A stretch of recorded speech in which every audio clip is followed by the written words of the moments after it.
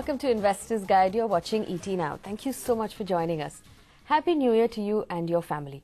Now, as we began planning out the programming for the new year, we realized so many of our friends and family members who live overseas are back in the country for their annual holidays. And they all have questions about investing in India for their own retirement and for their families. This week, we'll focus on NRIs, taxation, investments, and options within our market that cater to them. If you have a family member or a friend who lives overseas, please be kind enough to write down some of this advice and share it with them as well. On the show this week, if you just moved overseas, we'll tell you if you should convert all of your money to an NRE account and if you can still invest in your PPF. We'll tell you how to file your taxes in India if you live overseas. And finally, should you be setting off the interest on your loan against the interest from a fixed deposit? That's coming up later on the show. All right, let me bring in Dhirendra Kumar, the CEO of Value Research and our in-house mutual fund expert who joins us every week. Dhirendra, welcome to Investors Guide in a brand new year, and thank you for joining us.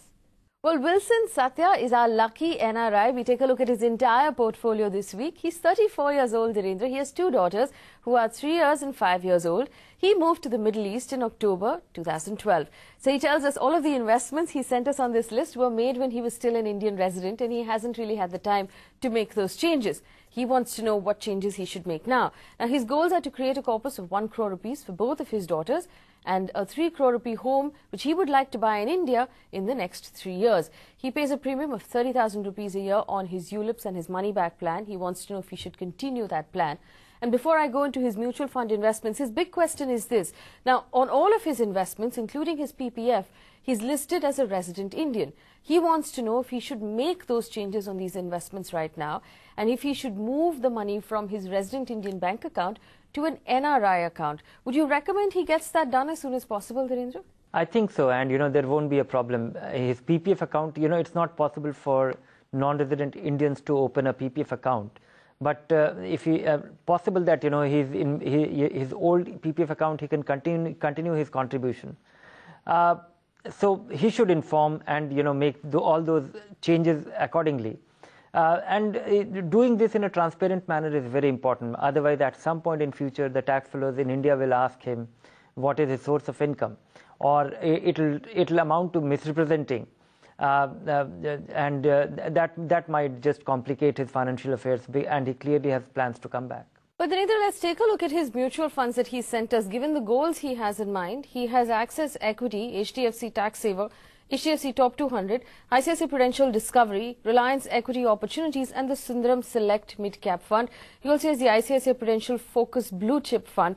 Now, given what he wants to do with this money and the amount he's contributing every month, would you like him to just continue these SIPs? I think he should continue these SIPs, and he has chosen good funds. It's a mixed bag. It is well diversified by style, by AMC. So I think he should continue that. If he wants a little more active management or somebody taking an oversight, he can well map his portfolio to our growth portfolio, which is quite a similar portfolio and fewer funds. Well, then I have one very quick question for you. If he does have to discontinue his PPF account, and that's possibly his fixed income allocation in his portfolio, would you like him to open an NRE deposit, which is fundamentally a fixed deposit for NRIs?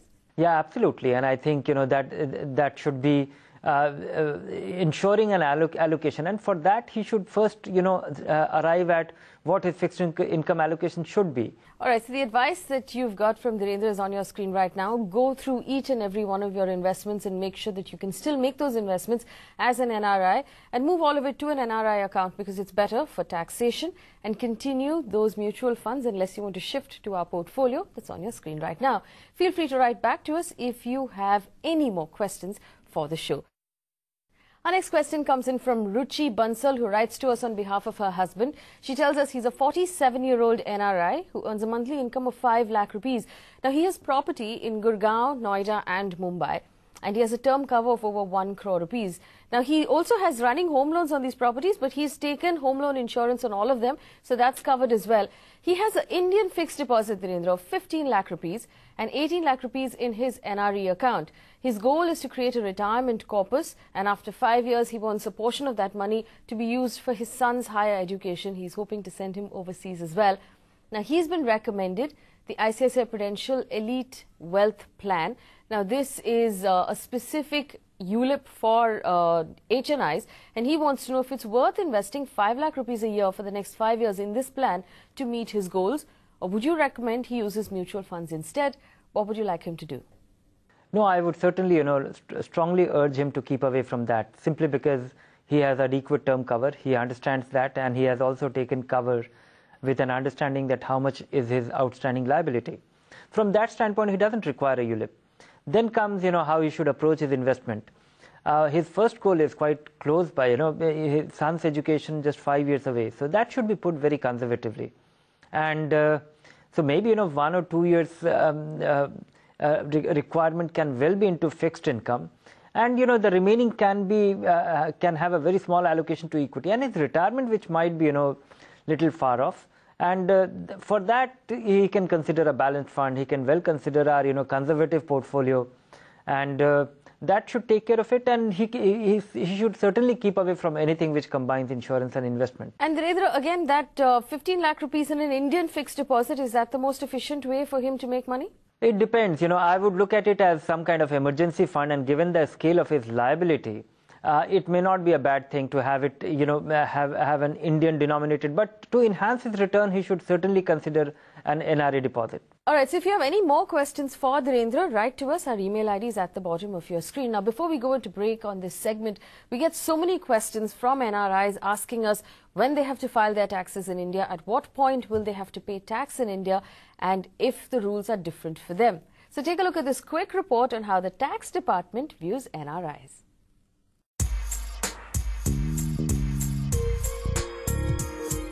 So to begin with, it is important for you to understand your residential status, which totally depends on the number of days you spend in the country in a financial year. NRIs can stay up to 181 days in India each financial year. But if you stay for more than 181 days, you will be considered a resident and will be liable to pay tax under the Income Tax Act in India. So if you do qualify as an NRI, the money you earn overseas is not taxable in India. But you are liable to pay tax on income that arises from investments held in India. Whatever your residential status may be, it does not bar you from investing in India. However, there are certain restrictions. Yeah, the 6 restrictions are the agricultural activities, which means he cannot buy a farmhouse or cannot buy agricultural land. He cannot, invest in a plantation activity other than tea plantation, for which there is a special exemption. He cannot invest in real estate trading. He can make real estate investment for the purpose of his own occupation or holding, but not for the purpose of buying and selling. He cannot do trading in the what is called TDR, the transferable development rights, which is again partly linked to the real estate only, and chit fund and nidhi, which are financial activities. So these are the 6 activities which are basically prohibited. But you are allowed to invest in the equity market. You can buy shares, mutual funds and property. Any income or interest generated from these investments will attract tax. As far as the property is concerned, whatever rental income they are having, on that there is a tax in India. When they sell the property, if it is sold after 3 years, it becomes a long-term capital gain, and there is a tax of 20%. They can claim exemption if they reinvest in another residential property, or if they invest in specified bonds up to rupees 50 lakhs. Also, they can repatriate the original amount invested up to maximum of 2 properties. So if you plan to start an investment in India, you would be best advised to consult a good investment manager who will make sure your tax liabilities are looked after. Alright, so remember, if you have any more questions, you can write to us on the email ID at the bottom of your screen. Coming up on the other side of this break, Dhirendra Kumar is going to stay with us. We'll talk more about investments for NRIs, and we'll give you funds that you can use if you're an NRI investing in India. Don't go anywhere.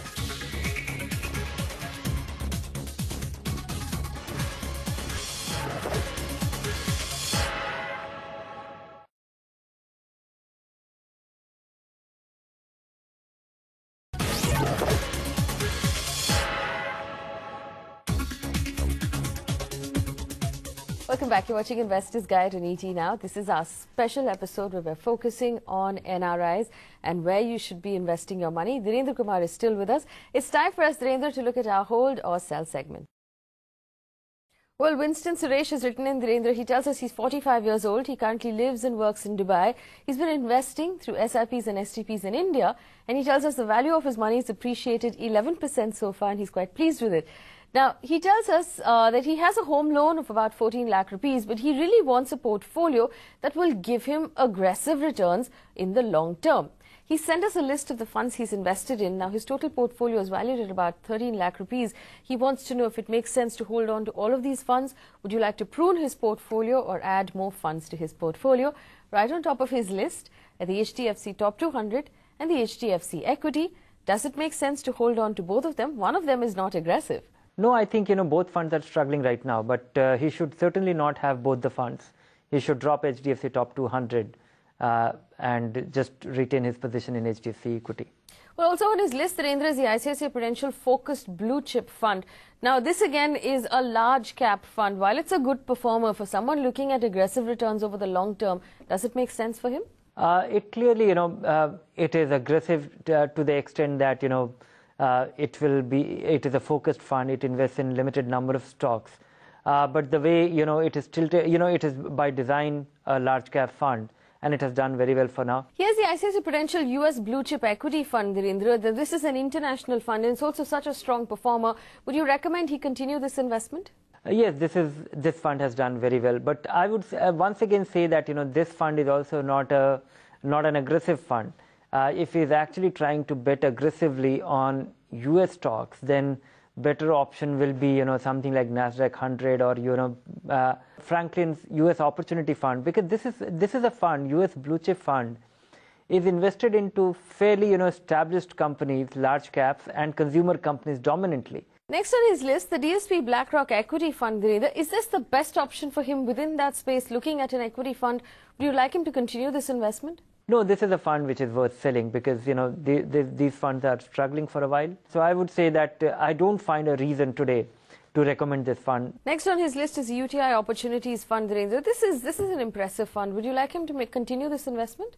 Yes, this has been an impressive fund and it continues to be an impressive fund. SBI Emerging Businesses, Dhirendra, this made your list among the top funds to invest in 2014. So I'm going to assume for someone looking for aggressive returns, you're going to tell him to continue this investment as well. For an aggressive portfolio or a fund from which you expect aggressive return, this fund fits the bill. But let me tell you that, this expectation you should remind yourself that there is a downside to it. When it falls big time, and that is something which you should be prepared for. And if such a fund actually goes wrong, it tends to be far more disappointing than the kind of fund which you own right now. Well, last on his list is the Reliance Pharma Fund, Dhirendra. Now, this fund has been a good performer, but would you recommend someone with a long-term horizon look at something so specific? No, it's generally avoidable because, looking at his scale of portfolio, the way it is diversified and the way he has chosen fund, I think, he'll do well to avoid any sectoral fund, any thematic fund. Of course, we have given the recommendation in terms of what to drop from his portfolio, but he will do well, by tracking or replicating his portfolio to our aggressive growth portfolio. All right, so our aggressive growth portfolio is on your screen right now. It suits someone with your specific need, but also Dhirendra has told you what to hold on to and what to sell in your portfolio if you'd like to stick with that portfolio that you already have. We have time for a couple of more questions. Satish has written in from Dubai. He tells us he has an equity investment of up to 10 lakh rupees. He pays $300 US on his unit-linked term plan from Zurich Life Insurance. He began investing $1,000 US in the Friends Provident Fund. Dhirendra, this is from a global organization. He invested in August 2010. It's now come down to only $300 and he's very disappointed. He wants to know now, for his own retirement and his children's education, if it makes more sense for him to just invest in India. And if so, where would you like him to invest that money? First and foremost, if this Friends Provident is a mandatory requirement that your employer must deduct your Provident Fund and it must get invested somewhere, then you don't have a choice. Otherwise, if it is a discretionary saving, then you can well consider India as your destination. But more importantly, when you are investing, you should be diversifying as much as possible. You should not be investing at one go, and make sure that the cost of getting your money managed or investing your money, you should understand that, and it should not be beyond a point. In India, the expenses are very well regulated. You know, the maximum which a fund can charge on an equity fund could well go up to 3%. So keep an eye on cost, invest regularly, and diversify as much. And these principles, whether you are investing in India or whether you are investing in your own country, where you are working, these things are worth keeping an eye on all the time. All right, it's worth keeping an eye on. And Dhirendra, if he were to invest in India for his long-term horizon, which of our portfolios would you recommend he takes a look at? Entirely depends on, he's 38-year-old and he has a lot of time on hand. And assuming that, he's going to invest for next 10, 15 years, he can consider one of the two options that we have, aggressive or growth portfolio. On your screen right now, our aggressive and our growth portfolios. Write back to us if you have any more questions about the advice you heard on the show. I'm going to take one very quick question. Zachariah Matthews has written in Dhirendra. He's an NRI as well.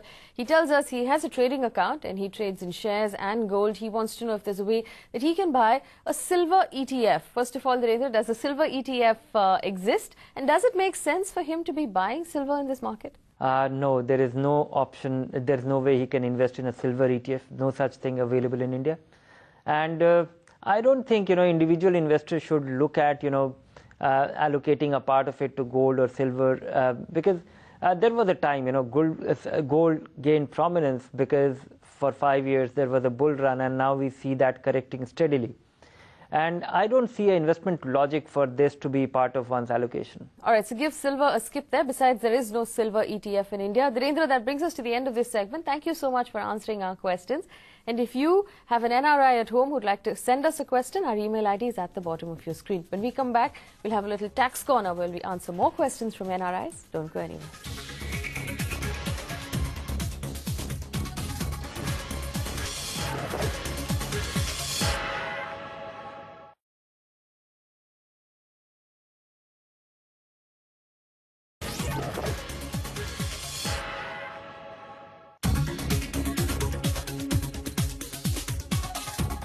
Welcome back. You're watching Investors Guide in ET Now. It's our NRI special episode. So if you have an NRI at home who's visiting for the holidays, make them take down this advice. Now, we brought in Suresh Surana, who is our tax expert, to answer all of the questions on tax for NRIs. Suresh, thank you so much for joining us. Thank you. Our first question comes in from George Samuel. He tells us that he has a fixed deposit and he has to pay tax on that interest, but he's also taken a loan against that FD. He wants to know if he can offset the interest from the loan against the interest from the FD for tax. Is that possible? Also, he has a joint account right now with his wife and he wants to know if he can split up the interest from that joint account and file separately. Suresh, does that make sense? Now, just because you have taken a loan against the pledge of fixed deposit, it doesn't mean that you can set off the interest against the fixed deposit interest income. Whether interest is allowed as a deduction or not will depend upon where that loan which you have taken has been deployed. So, if the loan has been deployed in earning taxable income, so for example, you have used the loan for buying a house property or for debentures, then against that income you can claim the interest on loan as a deduction. But just because it is a loan which you have taken against the pledge of fixed deposit doesn't mean you can set off the interest income and interest expenditure which is arising from the bank. Your second question is regarding the joint bank account. Again, just because the bank account is in joint name doesn't mean that the funds belong to both the parties equally. It really depends upon what is the source of the deposits in the bank account. So if all the deposits, for example, belong to you and not to your wife, then the entire interest income will be taxed in your hands.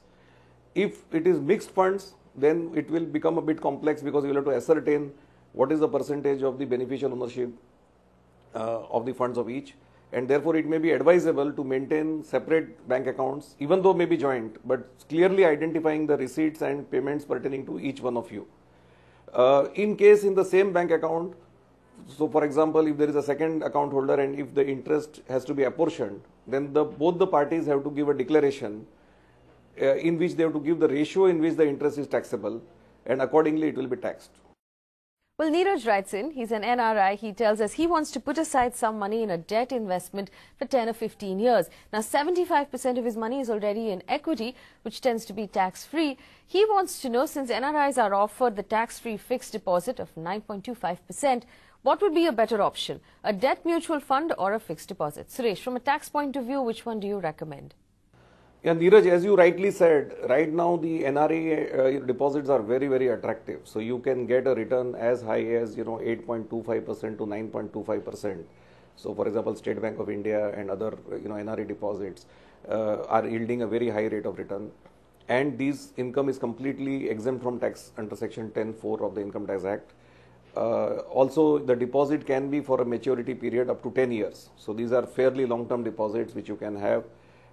I think given the fact that such high rate of interest and the fact that it is completely exempt from tax, and this is with banks which are with public sector banks or with banks which are regulated, and the liquidity, I think this really probably it is very difficult to better this kind of an investment option which is available right now. You are also able to borrow against these deposits because a lot of foreign banks are willing to give the loan against these deposits. So your effective yield can even increase beyond this rate what you are talking about. So I think, to my mind, the NRE deposit and the FCNR deposits offer a very, very attractive investment option in terms of debt. Well, Rajan Swami has also written in. Now, he's an NRI who files his taxes every year and has a resident demat account. He wants to know if it's legal for him to have a resident demat account, or should he change it to an NRI account right away. Suresh, what do you recommend? Yes, Ranjan, whatever shares you are holding before becoming non-resident, you are allowed to continue to hold. There is no restriction on that. However, you will have to inform the authorized dealer as well as the depository participant where you are holding your demat account about the change of your status. Now, when you do that, they will open a new non-resident demat account for you and transfer all the existing shares what you are holding from your resident account to the new non-resident demat account. There is no tax implication of doing that because it is simply transferred from your own one account to another account. As far as the taxability is concerned, again, if you sell these shares which are held for more than 12 months, and if it is sold through stock exchange, there is no capital gain. Being a long-term capital gain, it is completely exempt from tax. If you sell within a period of 12 months, there is a short-term capital gain tax of 15%. So this is, and again, in your home country, you need to check the tax implications wherever you are resident. We have time for one last question, and this one comes in from PM Chandrasekharan. He tells us he invests through mutual funds using his NRI account in India, and he's chosen the dividend payout option, and this money obviously comes into his bank account. Will he be required to pay tax on that money if it exceeds a certain limit, and will he be required to file his taxes in India? If so, Suresh, what form should he use? Well, Mr. Chandrasekhar, in case of the dividend from the units of mutual fund, the income is altogether exempted from tax. So it is not considered at all as a taxable income. And if this is the only source of income you have, you are not required to file your income tax return, because that is only applicable if your taxable income is exceeding rupees 2 lakhs. And dividend on the mutual fund is altogether exempt from tax. So you don't have to really file your tax return in India. All right, we've run out of time on this episode of Investor's Guide. Thank you so much for watching. If you have any questions, irrespective of which part of the world you live in, write to us. Our email ID is at the bottom of your screen. You'll also find a copy of the show on our Facebook page, so you can share it with your relatives who live overseas. Thanks so much for watching. Tune in next week to catch the show.